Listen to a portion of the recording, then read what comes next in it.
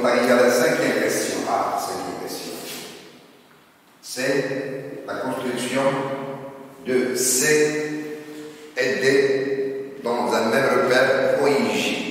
Il ne faut pas oublier, on avait pris comme unité 1 cm. Là, et lors des corrections des examens nationaux, qu'est-ce qu'on a remarqué? Est-ce que le remarque, la majorité des élèves ne parviennent pas à tracer la cour. Donc, il faut s'entraîner beaucoup sur tracer les cours. Et une chose qu'il faut retenir, c'est que la cour se trace en se basant à des règles, des lois. Il se passe première chose sur le tableau de variation. Deuxième chose, sur les branches infinies. Et troisième chose, les points spéciaux. Je m'explique. Chaque cours a ses points spéciaux. Par exemple, la nôtre aujourd'hui, on est dans cette correction, on est dans ce national. Si on revient un peu en arrière petit à petit, les points spéciaux qu'on a aujourd'hui, c'est une tangente horizontale point 0,0 et les points d'inflexion. Et aussi les points de rencontre avec la droite des équations y égale à x. Donc, ces trois choses, et si on maîtrise les calculs limites pour avoir les résultats corrects des branches infinies, et si on a un tableau de variation qui est correct et des points spéciaux bien déterminés, il n'y aura aucune difficulté pour tracer cette courbe. Donc là, la cinquième question, c'est tracer dans un même, construire dans un même repère, on met les droites D, et là on prend L de 4, à peu près 4,2. Le 4, L de 4, c'est un point d'inflexion, je rappelle. Donc là, je reprends, c'est pas la peine que vous le repreniez vous, c'est pas la peine de reprendre ça. Là, je reprends le tableau de variation. Donc, tableau de variation, la fonction f. La fonction définie sur r. Là, le f' de x s'annulait au point 0. Donc, on avait la fonction qui était strictement décroissante.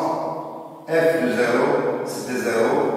Et là, on avait comme limite plus l'infini. Et là, aussi plus l'infini. La première chose à remarquer, que lorsque la dérivée s'annule, on a un point x 0. Donc, lorsque la dérivée s'annule, on a un point x 0. La courbe admet une tangente horizontale au point x0, f de x 0. À notre époque, lorsqu'on étudiait, les profs de maths nous imposaient toujours de mettre sur le tableau de variation une petite flèche comme ça. C'est pas la peine de la faire parce que, et pour se fixer les idées, c'est-à-dire que point 0,0 est une tangente horizontale. On a au voisinage du moins l'infini, on avait vu que la courbe avec une branche parabolique de direction OY dans l'axe des ordonnées. Au voisinage de plus l'infini, on avait une asymptote oblique d'équation y est égale à x. Donc là, on va commencer. Donc là, je vais commencer à tracer la courbe. Donc là, comme on le remarque sur le tableau de variation, la valeur minimale de f c'est 0. Donc on n'a pas besoin de la partie négative de l'axe des ordonnées. Et on ne nous a pas demandé de tracer, d'accord, ou là, de tracer la courbe d'une fonction réciproque, notamment sur l'intervalle 0 plus l'infini ou bien sur moins l'infini 0. Donc on a la fonction étant positive, donc on va prendre la plus grande partie de l'axe des ordonnées, c'est la partie associée aux ordonnées positives. Donc là, c'est l'axe des ordonnées. Je trace là l'axe des abscisses. Oui, c'est ça, des abscisses. Et je gradue mon axe, d'accord, avec une unité 1 cm. Donc là, j'ai 1, 2, 3. On doit placer le 4. 1, 2, 3, 4. On a le 5, 6, largement suffisant. Je prends le A, le 1. Je prends le 1, là c'est le 0. Je marque bien ce point. Je conseille 3, 4. Puis je marque bien ce point-là et je mets là le 6. Tout le monde va comprendre, d'accord, que l'unité c'est ça. Sur l'axe des ordonnées, bon, on commence par, bien sûr, le 1, le 2, 3, 4, 5, 6, 7, 8, largement suffisant. Là, c'est le point haut, bien sûr, l'abscisse 0 et d'ordonnée 0. Là, on a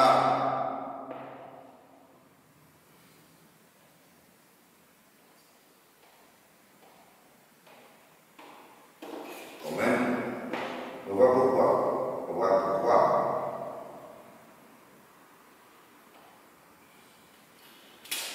Donc là, c'est le moins 1. Je mets je marque bien ce point-là. Là, c'est le moins 3. Là, moins 4, moins 5. D'abord, on trace à droite D. La droite D, c'était la droite D. L'équation Y est égale à X. C'est l'ensemble des points du plan. Donc, l'abscisse est égale à l'ordonnée. Donc, la droite D va passer par les points 0, 0,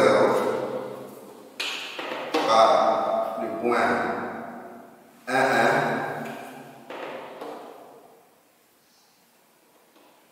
Là, je mets le point 1. Là, c'est le 2. Je mets le 3. On aura besoin de 4, on va voir pourquoi. Là, le 5, le 6. Donc, à droite, D va passer par ces points-là. Et pour donner plus de précision à ma soupe, je peux en rajouter, d'accord, ce troisième point-là, pardon, par la cour, à la droite, donner plus, parce que le tableau-là, parfois, avec la manière, d'accord, un peu rapide, avec laquelle on construit les cours, contient des imprécisions petites. Donc, là, je vais tracer la droite. Là, D d'équation Y est égal à X. Là, je prolonge. Pourquoi? Parce qu'on nous a demandé la position relative de la droite D et de C, c'est-à-dire la courbe de F, sur R. Sur R.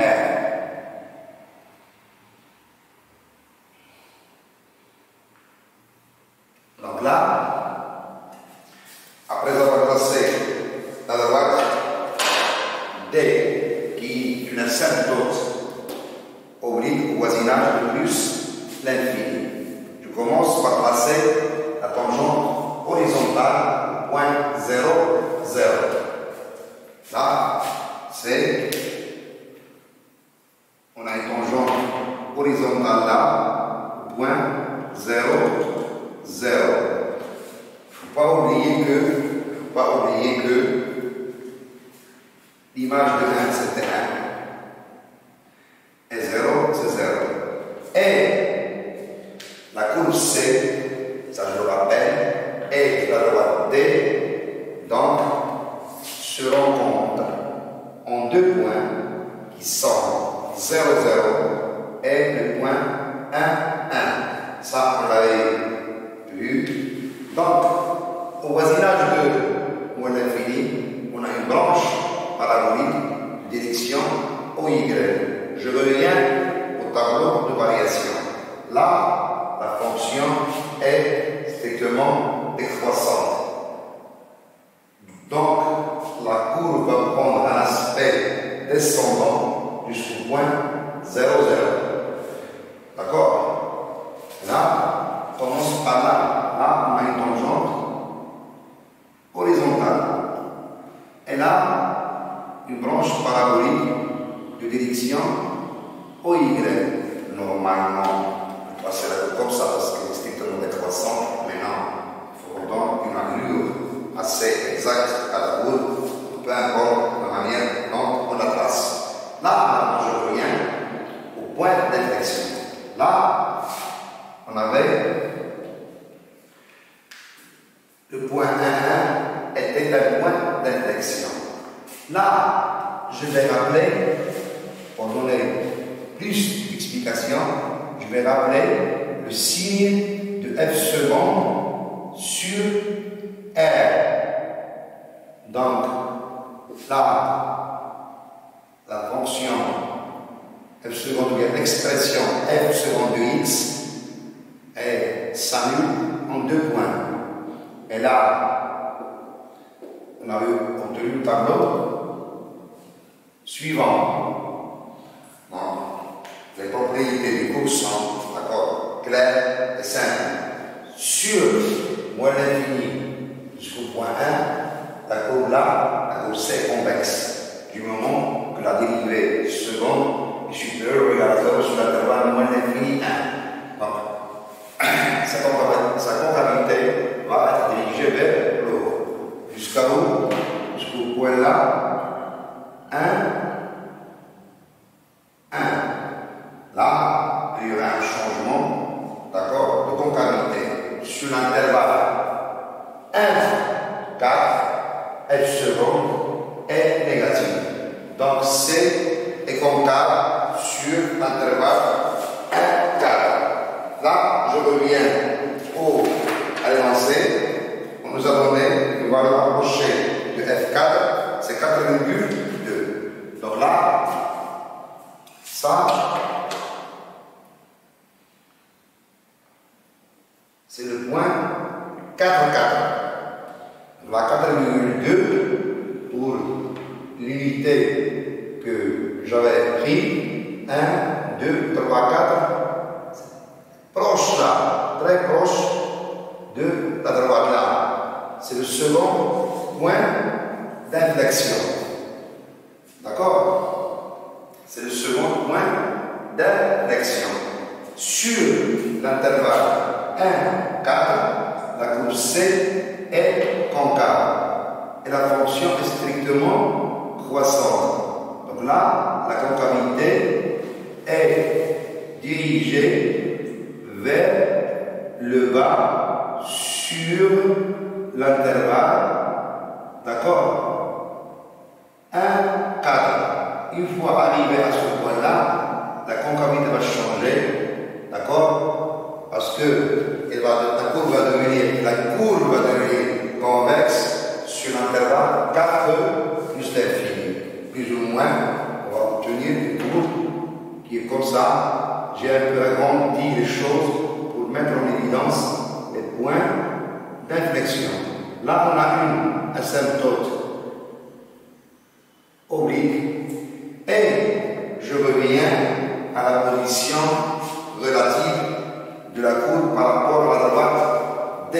Moins l'infini, 0, on avait trouvé que la courbe était au-dessus de D. L'intervalle 0, 1, on avait démontré que la courbe est au-dessous de D. À partir de 1 jusqu'à plus l'infini, c'est-à-dire dans l'intervalle 1 plus l'infini, on a, d'accord, la courbe est au-dessus de la droite D.